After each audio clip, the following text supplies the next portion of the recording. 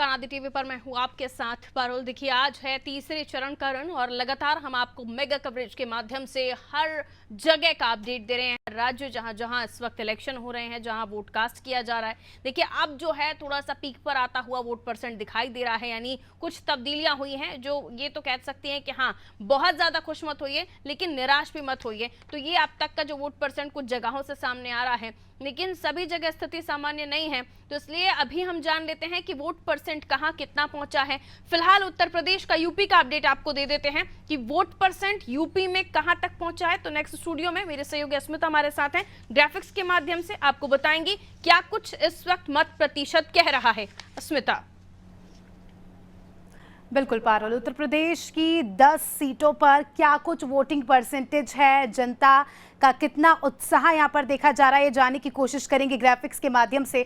तो उत्तर प्रदेश की total voting percentage की अगर हम बात करते हैं तो कुल अभी तक 38.12% तक का मतदान हुआ है, यानी 38.12% मतदान फिलहाल तक हुआ है। और कहीं ना कहीं ये अपने आप में कम है ये नंबर। उम्मीद है अभी 6 बजे तक का समय और है कि वोटिंग परसेंटेज और बढ़े। अब सीटों के हिसाब से जान लेते हैं कि किस सीट पर कितना वोटिंग परसेंटेज है। सबसे पहली सीट आगरा सीट। आगरा की अगर बात करें 36.89% यानी 36.89% मतदान फिलहाल 1 बजे तक आगरा में हुआ है। अगली सीट की ओर बढ़ते हैं, अगली सीट की बात करते हैं। अगली सीट है आंवला सीट। यहां पर भी लगभग उतना ही 36.95% यानी 36.95% आंवला सीट में मतदान हुआ है। तीसरी सीट की बात कर लेते हैं, हमारे उत्तर प्रदेश से ही तीसरी सीट जो कि है बरेली सीट। बरेली अगेन काफी ज्यादा कड़ा मुकाबला यहां पर देखा जा रहा है। और जिस प्रकार से हमने देखा प्रचार प्रसार के दौरान लाखों की संख्या में लोग इकट्ठे हुए, जो है भीड़ इकट्ठा हुई, लेकिन वोटिंग परसेंटेज यहां पर फिलहाल कम नजर आ रहा है। जिस प्रकार से प्रचार प्रसार हुआ 34.93% यानी 34.93% यहां पर मतदान हुआ है। चौथी सीट की बात कर लेते हैं, अगली सीट की बात कर लेते हैं, वो है बदायूं सीट। अगेन 34.97% लगभग उतना ही मतदान जो है हमें इन सारी सीटों पर देखने को मिल रहा है। अगली सीट की बात करते हैं, अगली सीट की ओर बढ़ते हैं। पांचवी सीट एटा, काफ़ी ज़्यादा महत्वपूर्ण मोस्ट इंपॉर्टेंट सीट। यहाँ पर मुकाबला जो है कांटे का है और यहाँ पर वोटिंग परसेंटेज थोड़ा सा हमें बढ़ा हुआ नज़र आ रहा है। एटा की जनता जो है ज़ोरों शोरों से मतदान कर रही है।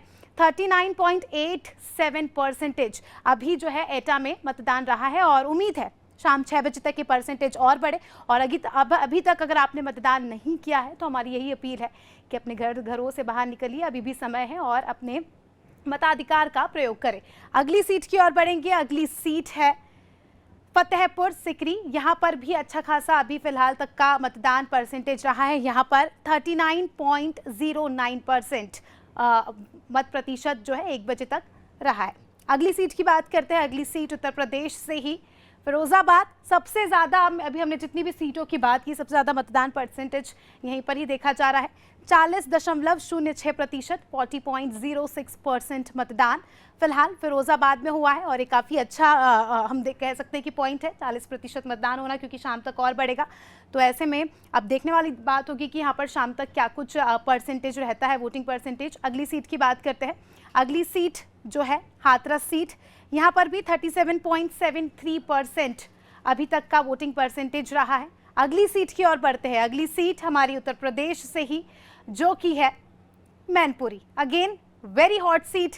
यहाँ पर मुकाबला काफ़ी ज़्यादा कड़ा है और यहाँ का अगर हम वोटिंग परसेंट देखें तो 38.32%। अगेन हम अगर उस फैक्टर पे जाए प्रचार प्रसार के, रैलियों के, तो बड़े बड़े दिग्गज यहाँ पर आए, प्रचार प्रसार हुआ, बीजेपी इंडिया अलायंस दोनों ने यहाँ पर जोर लगाया, लेकिन वोटिंग परसेंटेज कहीं ना कहीं कम है। उम्मीद है शाम तक ये वोटिंग परसेंटेज बढ़े।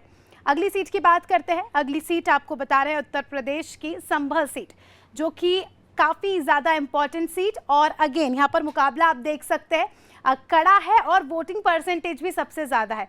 42.97% यानी 42.97% मतदान यहाँ पर अभी तक हो चुका है, जो अपने आप में काफ़ी अच्छा नंबर है।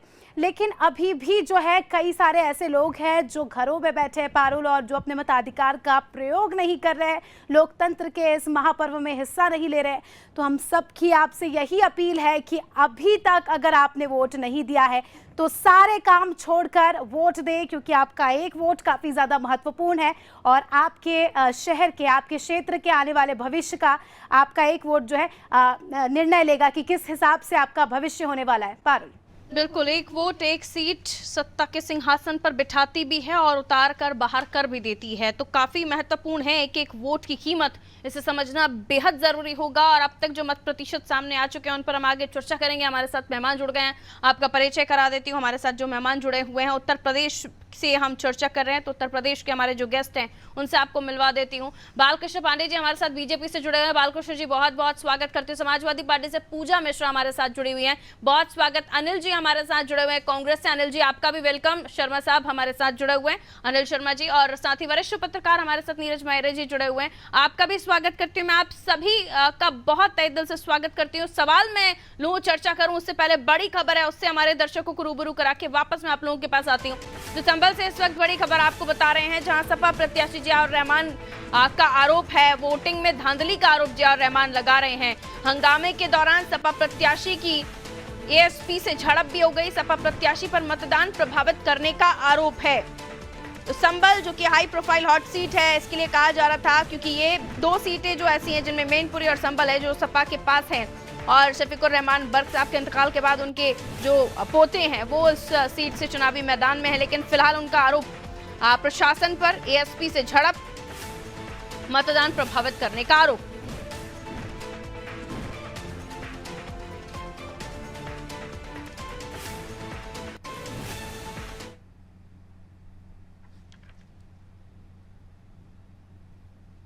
बस्ते छीन लिए गए। सरकारी बीएलओ के बस्ते छीनने का क्या मतलब बनता है कि जिससे कि मतदान नहीं हो।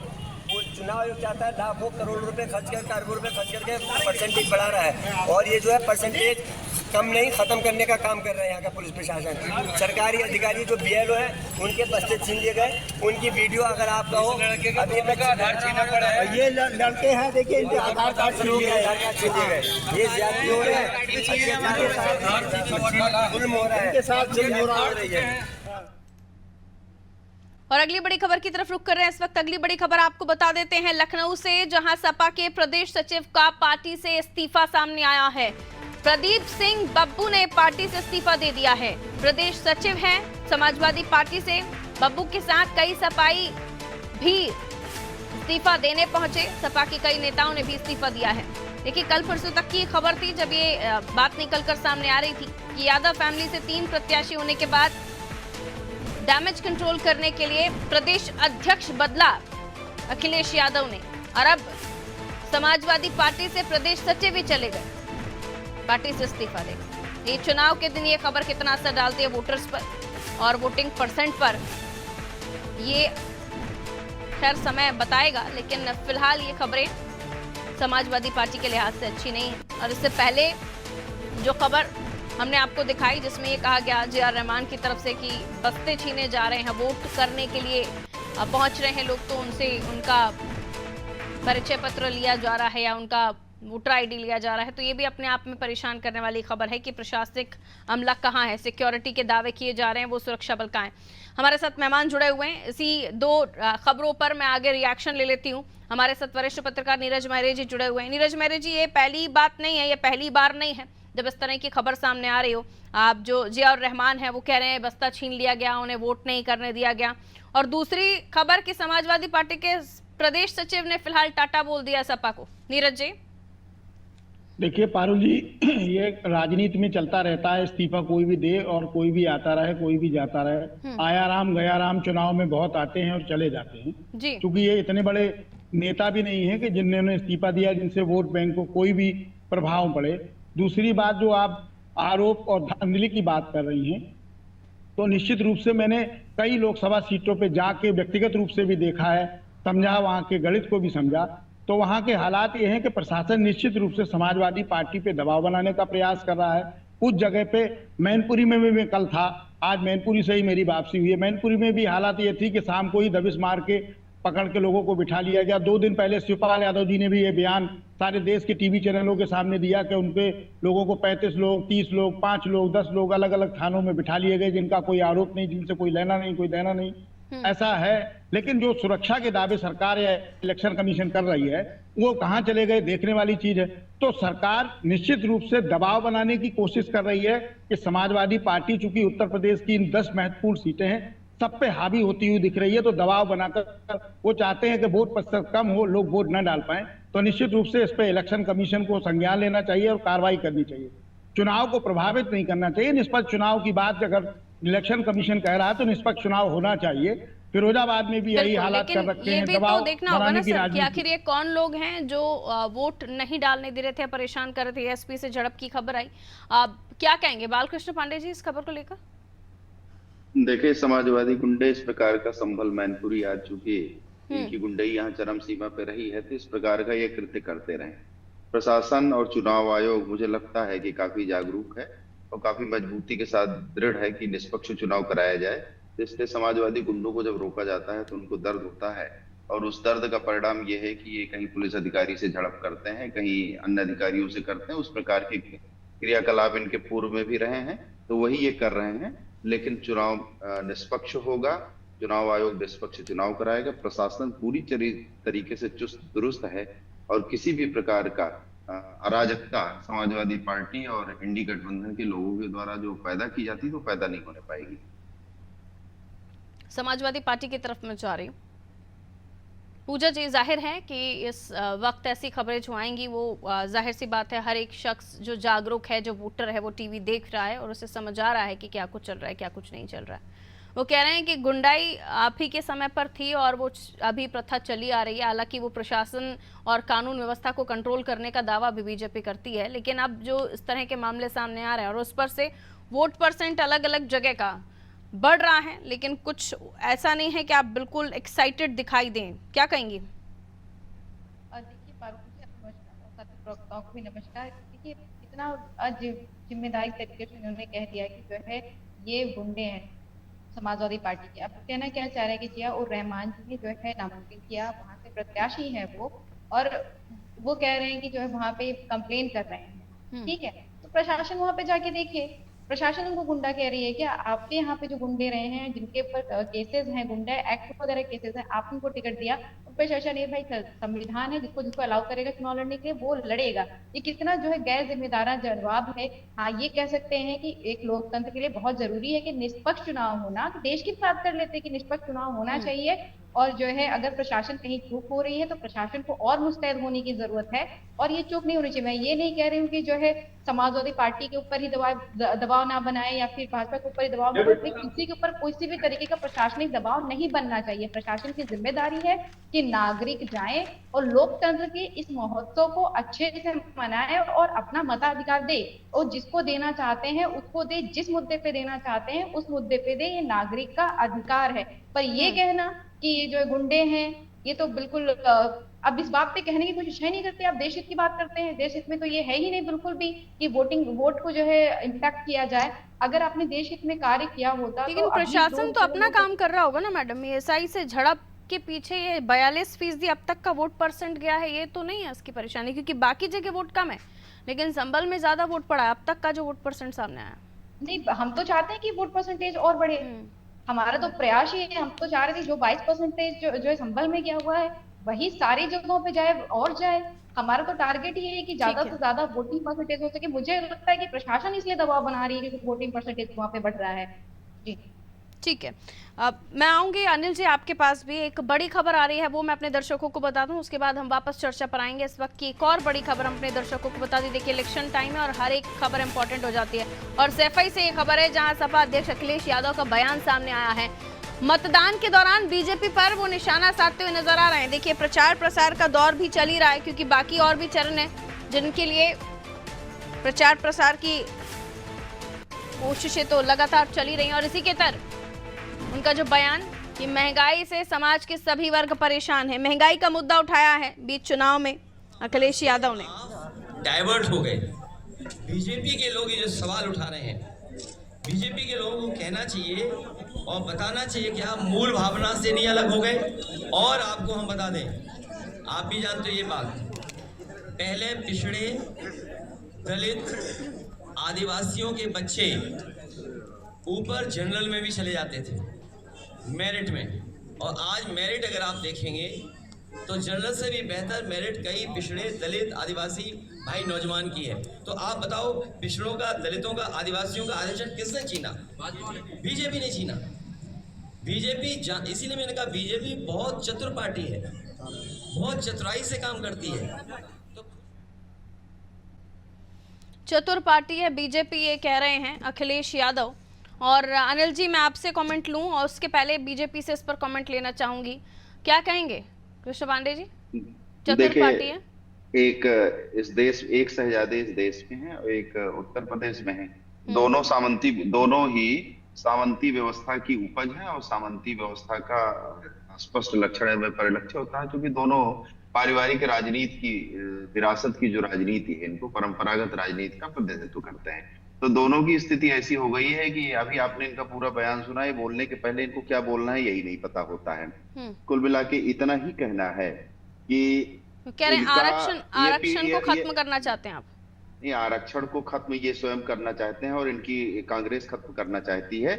आरक्षण ये उठा के मुसलमानों को इन्होंने, चाहे तेलंगाना हो चाहे कर्नाटका हो, सीधा अनिल जी आपके पास आरक्षण पर, आप ही पर टारगेट। और आप खुद अखिलेश यादव जो कह रहे हैं, अब ये शायद उनके डिक्शनरी के कुछ वर्ड्स हैं जो कभी आप पर भी थोप देते हैं। देखिए, भारतीय जनता पार्टी का जो ढुलमुल रवैया है, ये कहते हैं कि आरक्षण की बात, आरक्षण को समाप्त करने का जो कुत्सित प्रयास बीजेपी की पार्टी के द्वारा किया जा रहा है, कितने लोगों के रोजगार इन लोगों ने खत्म किए, प्राइवेट कंपनीज के सरकारी कंपनी प्राइवेट में बदल दी। तो जब सरकारी कंपनी से प्राइवेट में अगर व्यक्ति चला जाएगा तो वहां कोई आरक्षण नहीं होगा, एससी, ओबीसी, जनरल माइनॉरिटी कुछ नहीं होगा।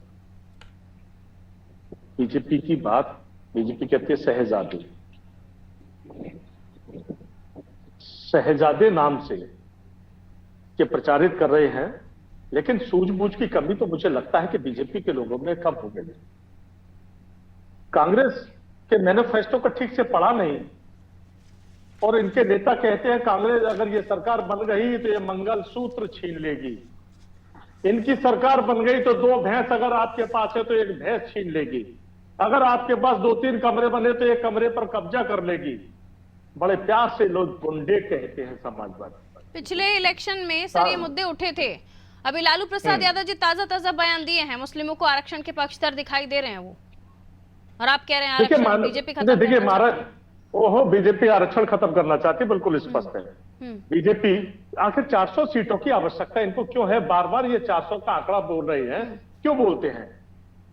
सरकार तो 273 पर बनकर तैयार है, फिर 400 ही क्यों? क्योंकि 2/3 बहुमत के साथ ये संविधान को बदलने की कोशिश करेंगे, और ये संविधान को बदलना चाहते हैं। इनके तो उनके नेता कह तो रहे हैं कि कोई बदल नहीं सकता संविधान को, और आरक्षण को आपको कर्नाटक में भी घेरते हैं, और अब लालू प्रसाद इनके ही नेता कह रहे हैं कि हम संविधान बदलने की ताकत रखते हैं। बाकायदा मीडिया के इंटरव्यू में कहा है बीजेपी के वहां सांसद प्रत्याशी ने।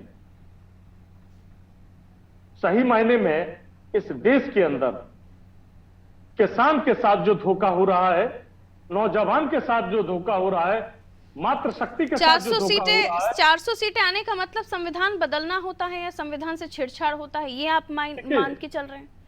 तो फिर ऐसा नहीं है कि पहली बार अगर 400 सीटों पर अगर कोई पार्टी आती है, नहीं आती है, इससे पहले कभी ऐसा इतिहास हुआ ही नहीं। देखिए, 400 सीटों की बात में आपको एक छोटी सी बात बता दें। बीजेपी जिस प्रकार की मानसिकता को रखती है अपने सामने, उस हिसाब से इनके नेताओं के द्वारा इंटरव्यू में भी कहा गया है, मैं आपको वीडियो भी दिखा देता हूं। आप निकाल लीजिए, मैं जब तक नीरज जी के पास चले जाती हूँ, आप दोबारा बता दीजिएगा ये बात।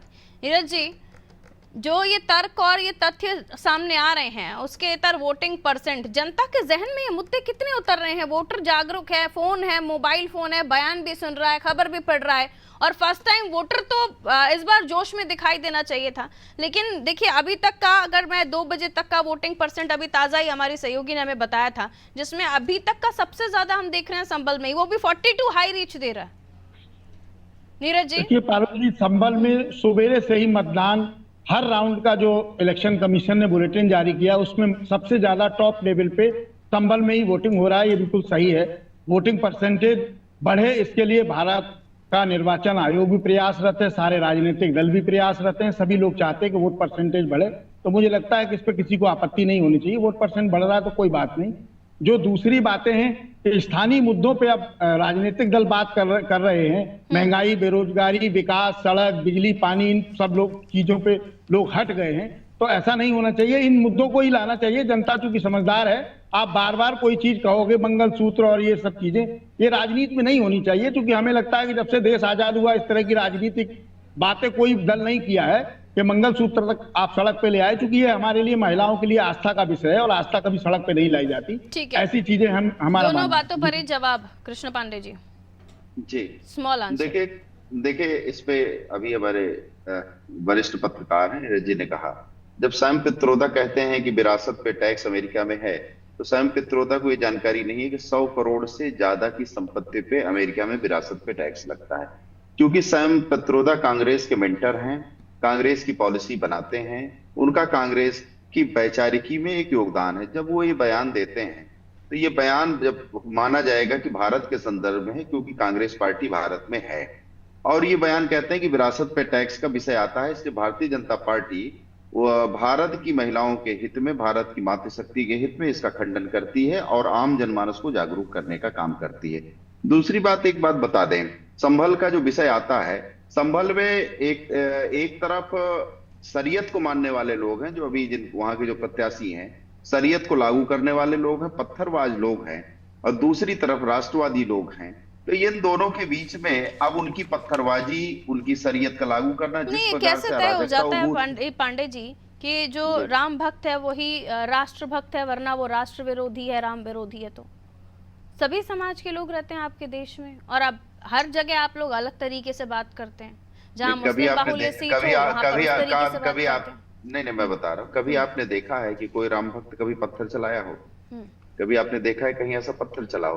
हमारे ही जुलूसों पे पत्थर चलता रहा, हमारे ही जुलूसों पे सब कुछ होता रहा। तो कांग्रेस को साहिबानो केस अगर 1986 का आप उठा के दे, मेरी बात सुन लीजिए, आपकी बारी पे नहीं बोल रही, सुन लीजिए, आपको अवसर मिलेगा। साहिबानो केस 1986 का आता है, साहिबानो केस 1986 का आता है, तो साहिबानो केस पे शरीयत के कारण, मुस्लिमों के पर्सनल लॉ के कारण साहिबानो केस में जो डिसीजन सुप्रीम कोर्ट का था उसको पलट के कांग्रेस ने कानून बना दिया। माननीय मोदी जी ने, एक सेकंड सर, ये तो आप दूसरे एंगल की तरफ ले गए मेरे सवाल को। सवाल ये था कि ये जो आप बार बार, आपके जो तमाम नेता हैं वो ये कहते हुए नजर आ रहे हैं, ठीक है, वो राम मंदिर में भगवान राम की प्राण प्रतिष्ठा में नहीं पहुंचे, उसका वो क्या जनता उन्हें किस तरीके से देखेगी वो अलग चीज है, लेकिन अगर आप राम भक्त नहीं है तो आप देशभक्त नहीं है, ये कैसे डिसाइड कर रही है बीजेपी?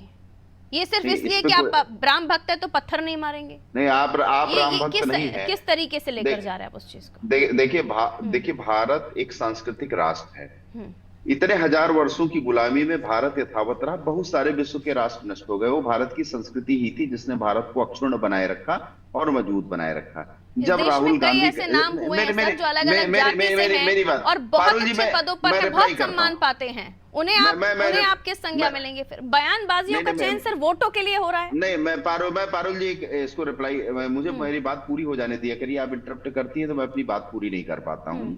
देखिए राहुल गांधी का एक बयान आता है कि हिंदू धर्म में एक शक्ति है, उस शक्ति से हम सबको लड़ना है। राहुल गांधी का बयान है, चैनलों पे है, हर जगह है। तो हिंदू धर्म में जो शक्ति है, हम लोग माँ भगवती को मानते हैं। अब माँ भगवती से युद्ध किया महिषासुर ने, रक्तबीज ने, शंभु निशुंभ ने, तो अब ये परिणाम सबको पता है कि माँ भगवती से, शक्ति से जिसने युद्ध किया, ठीक है, मैं पूजा जी के पास जा रही हूँ, किसका सबूल नाश हुआ वो सबको पता है।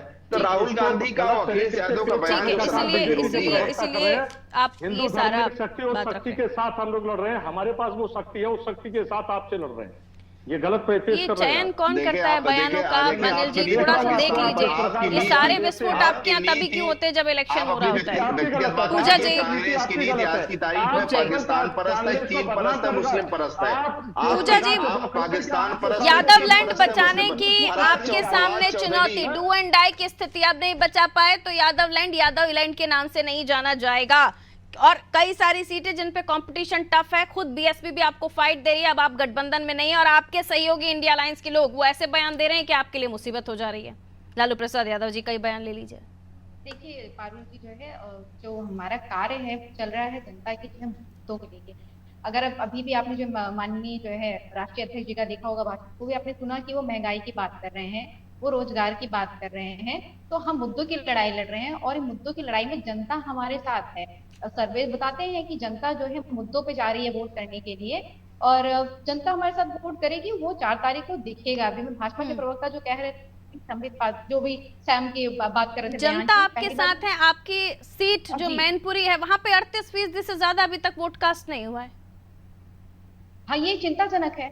ये हाँ। हम बिल्कुल प्रयासरत हैं कि वोटिंग परसेंटेज बढ़े। हम इससे भी पहले प्रयासरत है और हमें उम्मीद था कि जितना हमने कार्य किया हुआ है, जितना जनता के बीच में गया है, वोटिंग परसेंटेज बढ़े। ये दुख है और ये चिंताजनक है। ये सबके लिए चिंताजनक होना चाहिए, पूरे देश के लिए चिंताजनक। इसीलिए मैंने कहा कि वो मुद्दे अट्रैक्ट क्यों नहीं कर पा रहे वोटर्स को, अगर आप लोग उन्हीं मुद्दों पर बात कर रहे हैं तो। हालांकि हमने हर मंच के अलग अलग बयानात सुने हैं। हाँ, हम मुद्दे पे ही बात कर रहे हैं और हो सकता है कि जो है और वोटर्स जो है पिछले 2 चरणों से जो है ज्यादा टर्न अप हुए हैं, आगे और टर्न अप हो। अब रीजंस क्या रहे हैं हम लोग तो करने की कोशिश करें, लेकिन पारुल जी इनका जवाब जरूर सुनेंगे क्योंकि उन्होंने गलत चीजें बोली हैं भाजपा के प्रवक्ता ने। पहली बात तो जब प्रधानमंत्री जी ने मंगलसूत्र की बात की थी तब वो बयान नहीं आया था सैम का, उसके बाद में आया है। तो आप ये कैसे कह सकते हैं उनके बयान के बाद में वो खंडन करने आ रहे हैं? आपने पहली बार धर्म को जो है लाके रख दिया वहां पे।